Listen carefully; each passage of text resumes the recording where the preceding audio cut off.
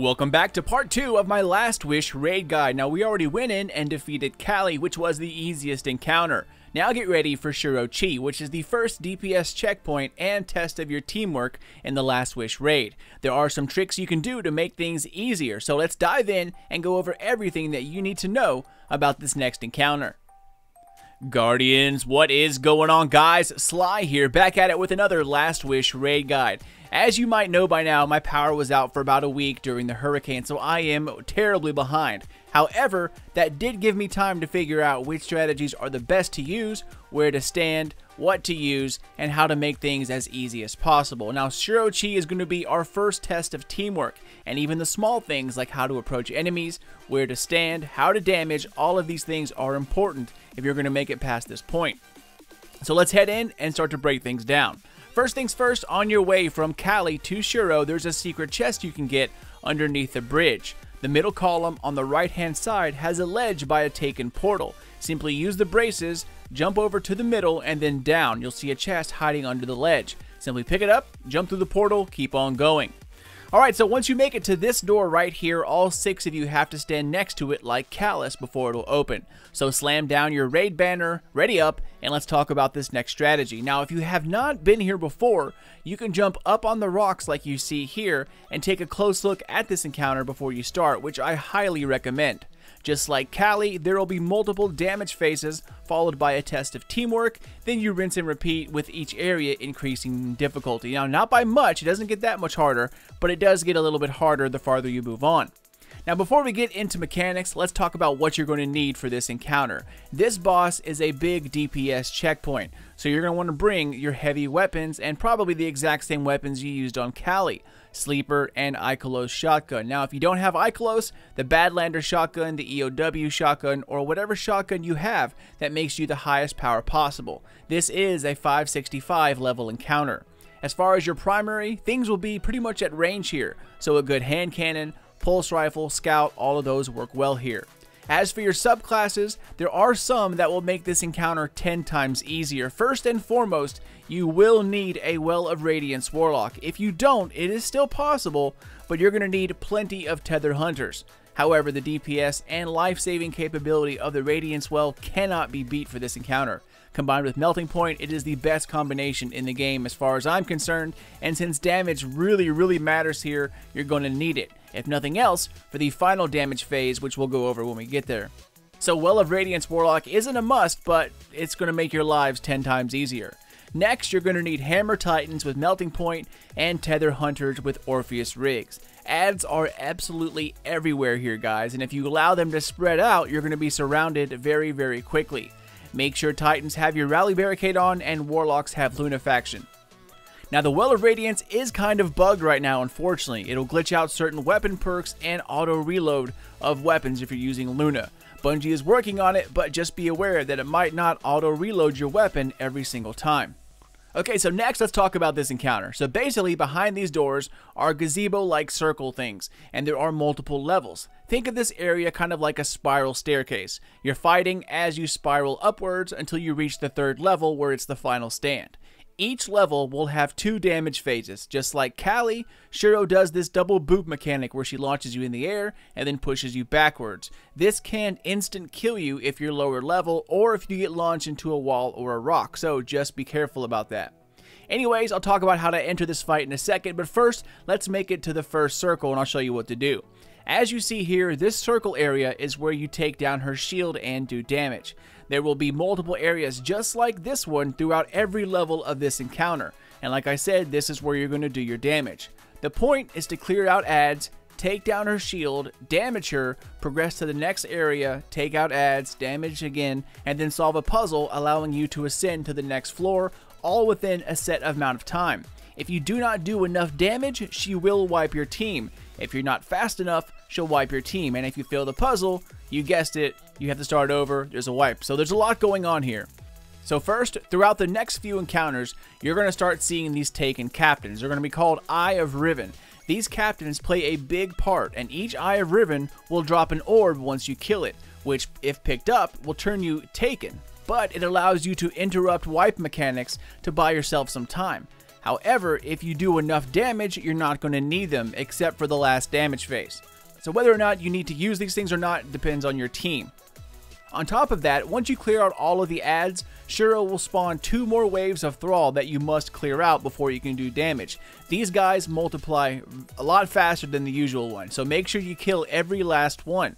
Once you do, you'll clearly see 3 peanut-looking objects. They're peanuts, jelly beans, beans, whatever the hell they are, they fire a laser beam. Also notice the plates surrounding her. So how this works is like this, guys. 3 team members will be designated bean holders, which is kind of funny. I just call them bean holders. In order to use the bean, you have to charge it by standing on the plates surrounding Shuro. However, these plates damage you over time when you stand on them. You're going to have to stand on the plates and shoot the team member to your left. Doing so will create a triangle barrier around Shuro, and that breaks her shield. That is now your damage opportunity. You're going to want to assign the beans so the same person picks up the same bean at every circle along the way. You'll always approach Shuro from one direction as a team. So one of you will always grab the furthest one, the other will always grab the left, the other will always grab the right. No matter where they are around her, you can only approach Shuro from one direction. And even though they're not always in a fixed position, there will always be one somewhere behind her, somewhere to the left, and somewhere to the right. Once you give it a few reps, you'll know who grabs which bean. So once you grab your assigned bean, sorry, that bean thing makes me laugh. Anyway, you'll count down to hop on it because the lower level you are, the more damage your plate's going to do to you. So you're going to need to be quick or it will kill your teammates. Always shoot your teammate to the left with the beam to create the triangle around her. Now, as the 3 team members are making the triangle, the other 3 are setting up to do damage. You're going to want to have a rally barricade down, and then as you see here, try to apply melting point as soon as the shield is down. Well of Radiance will also be extremely helpful.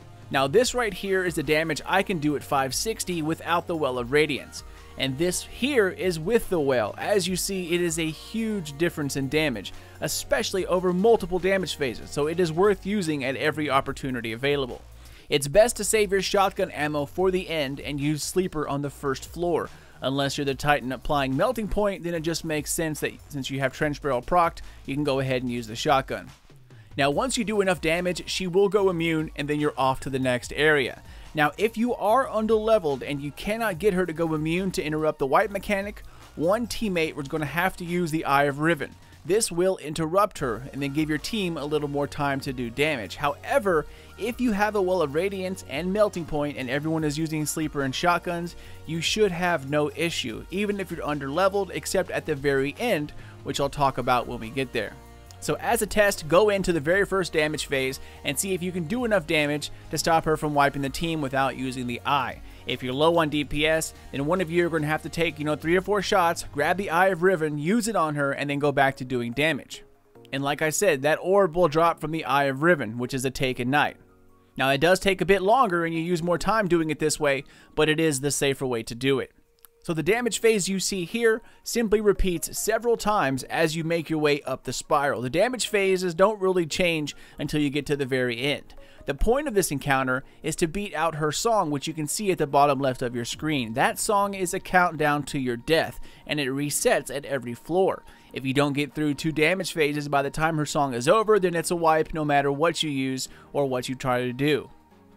Again, the damage phase is the same no matter what level you're on. However, upon approaching every new damage phase, there will be a metric ass ton of enemies and adds, along with tanky knights, sometimes an ogre, and the Eye of Riven, who is deadly by himself. So you're going to want to throw Tether down every time you're on approach, and then wipe it out with hammers. The point is to keep your supers up by chaining orbs as much as possible.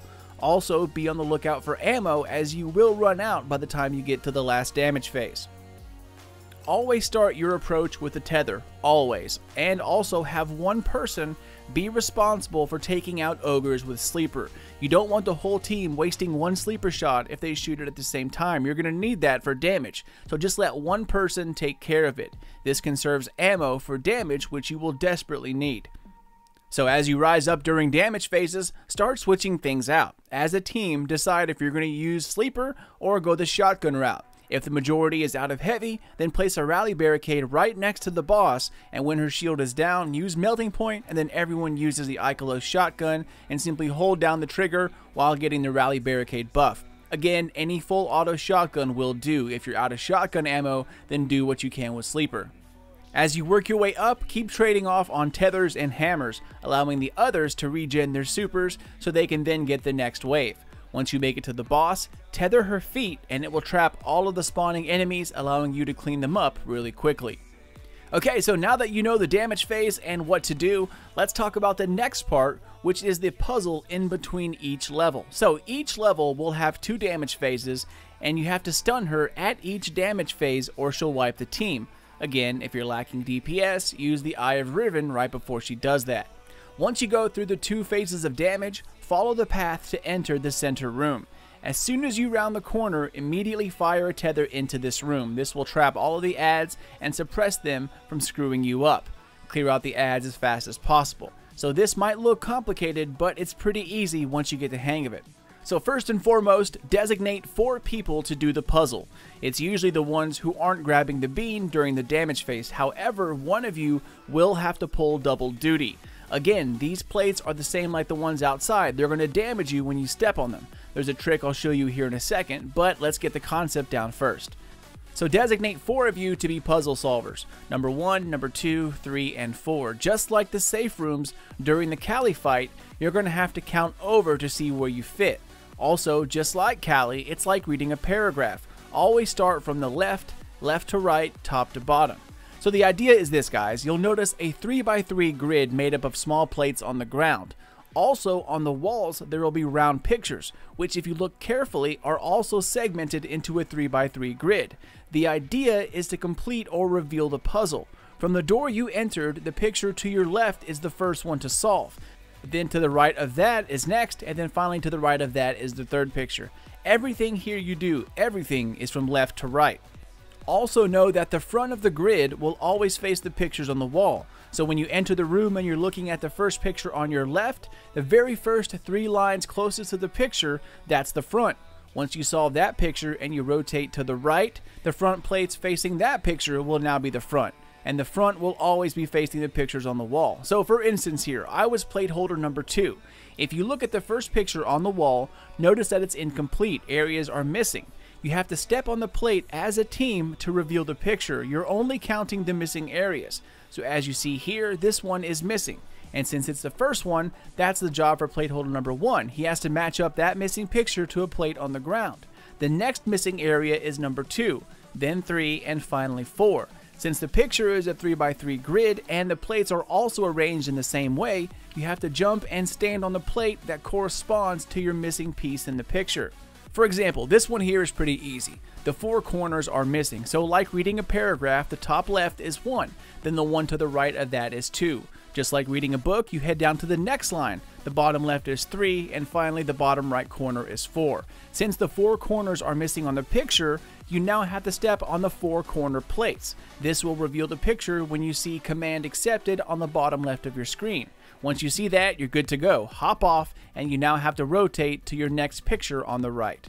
So now facing the second picture, you simply do it all over again. Find where your number fits into the picture and step onto the corresponding plate. Once that's done, hop off, look to the right, which is your third and final picture. Do it again, and you're done for this level. Once you get the hang of it, guys, it does become pretty easy, and actually it becomes kind of fun. However, there's a catch. First off, ads spawn in the entire time you're doing this, including phalanxes, who are incredibly boopy this time around, including Thrall. The 2 who are not jumping on the plates are going to be designated to clear ads. That's all they do. They just clear ads, period. Tether, grenades, supers, whatever you have to do. The second catch is this. The plates hurt you, just like the plates outside during damage phase. So you have to jump on as a team. Complete the picture, shoot the ads, wait for yourself to heal, and then jump on to complete the second picture, repeat. And the final catch, you cannot jump on the same plate twice in a row. For instance, if you jump on a plate and your phalanx boops you off of it, you cannot get back on. Someone's going to have to switch with you. Also, another scenario, for example, I was number 2, and if your plate is the middle one on the first picture and also the middle one for the second, the middle is the same for every picture, so you're going to have to call it out and switch with someone. The easiest way to do this is to have a buddy. Plate holders 1 and 2 buddy up, plate holders 3 and 4 buddy up. If it so happens that your plate is the same for the first picture as it is the second, then call it out. You'll notice that the plate will turn red. That means it will not work. So call it out and switch positions with your buddy. 1 and 2 will swap jobs for this picture only. That means I now have to figure out which plate number 1 is, and number 1 will now have to take my plate, which was number 2. Once the command is accepted, everyone goes back to their original positions. It does take some getting used to, but after a few reps, you will get it down. Now there's a trick that you can do to not take damage from the plates. If you have a Nightfall emblem where it gives you a purple crown for getting 100,000 points in the Nightfall, the crown for some reason blocks you from taking damage on these plates. So head to your collections and buy back one of the older Season 3 emblems and then slap it on. This trick only works for the puzzle room. If you're one of the 3 who are grabbing the beans to take down the boss's shield, you cannot use the emblem trick. Taking damage is what allows you to use the beam to take the boss's shield down. So one of you, usually whoever is highest light, will have to man up and not use the emblem trick. That means they're also going to have to pull double duty as a bean holder and a puzzle solver. If you're having trouble being a puzzle solver, being number 1 or number 4, those are the easiest positions. You'll see the very first one you have to solve, that means you're the first plate on, the first green one you have to solve. If you're number 4, that means you're the last. So those are the easiest ones to do if you're having trouble. Okay guys, so we went over damage phases and puzzle solving. Once you reveal the 3 pictures, these oracle platforms will drop down and they are incredibly annoying. They're like gimbals. If you stand on them for too long, they're going to start to flip over. If you mantle on them, they will flip. The idea is to lightly step on them, and then as soon as you land on a platform, jump immediately to the next one, or you're going to screw over the teammate behind you. This is a warlock's worst nightmare, and if you're the warlock, wait to go last. Trust me, it'll make things easier. So now that you've made it to the next level, you're back at the damage phases, spiraling upwards. Simply use hammers and tethers to clear the ad, use a second tether, tether the boss's feet. This will catch the spawning ads. Once 2 rounds of ads have spawned, grab the bean, hop on the plate, unlock her shield, once again, Wall of Radiance, Melting Point, Sleeper, or Shotgun. Once you stun her, ads will start coming back in fast and heavy from here on out, so immediately use your hammers to clear them out. Back-to-back hammers is probably the best way to go, but make sure you're picking up everyone's orbs. Supers are important. The damage phases on the second level are the same as they were on the first, so after 2 damage phases on the second level, you're back to the center puzzle room once again. Nothing changes here as well, just get through it and then you're off to the end. Okay guys, hang in there, we are almost done. Now, you're at the 3rd and final level. There will be twice the amount of ads coming up. Acolyte eyes, knights, you name it. Once again, tether and hammers and clear them out as soon as possible, because remember, you are on a time crunch. So once you make it to the end, the only difference at this damage phase is that you're going to have to kill her here. And as soon as you unlock her shield, ads will start to spawn in constantly, which only happens at the very last DPS encounter. And without a Well of Radiance, they will kill you, or if you have to, put people on clearing ads, then you're going to be lacking DPS. And if you're lacking DPS, she'll wipe the team. So the Well of Radiance is absolutely amazing for this part and a total lifesaver. Now you could use tethers for the ads, but the Well gives you extra damage and protection, which in my opinion you just can't beat. So like the other times, pick up the beans, take down her shield, and use everything you have. I recommend putting the Well of Radiance right in the middle so everyone can melee her and shotgun her. Once you're out of shotgun ammo, switch to Sleeper, use your super, whatever you have to do, and hope you have enough damage. Now, if you can't kill her outright, then one person is going to have to use the Eye of Riven so you can interrupt her wipe mechanic, giving you more time to kill her. If you have to use the Eye of Riven, then make sure you're the lowest level player. That's the one who has to grab it. You need as much damage as possible here. So the person who's the lowest level, make sure they're the ones that grabs the Eye of Riven and uses it on her. To use the Eye of Riven, all you have to do is walk up to the orb, pick it up, you'll become taken, walk over to her, use the super mechanic, and that will stop her wipe mechanic.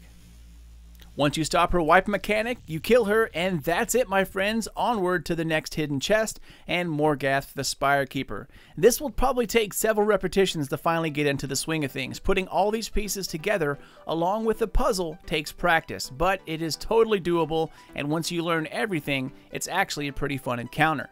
Just remember to assign numbers, don't forget about your buddy, and don't forget about the emblem trick. Remember, you cannot use the Nightfall emblem if you're the one taking down her shield with the bean. Taking damage is what powers the bean, allowing you to use it. So only those who are puzzle solvers can actually use the Nightfall emblem. Everyone else can't use it. Also, don't freak out in the picture room. You have plenty of time to look at the picture, count over to your plate, and then step on it as a team. Try to step on it in between spawning of the ads. Clear ads before jumping on. Once ads are cleared, hop onto the plates, keep shooting, but do not melee. Your melee will sometimes lunge you off of the plate, and remember, you can't get back on once you touch it, so only use your gun or grenades. But that is it, guys. I know it's a long video, but it explains everything, including some things I wish I would have known before I started. Now, the hardest part of this encounter is making sure your damage buffs are in place so you can stop her from the song wiping you and solving the pictures fast enough. The quicker you are, the more time you have, so pace yourself, but don't become reckless. You got this, my friends. As always, thank you for watching and for supporting the channel. The next guide will be Morgath the Spire Keeper, which is another weird encounter, but that guide will be out soon. I'm finishing up editing as I speak. So for now, enjoy the loot, and thank you for supporting Slynation. Subscribe for more Last Wish and Dreaming City guides. Spank the thumbs up, but only if you enjoyed yourself. And comment down below if you have any questions, tips, or tricks you'd like to share, or if you just want to say what's up. Take care, guys, and keep those eyes open for more videos and guides coming out soon. But until then, this is your dude Sly, and I'll catch you all next time.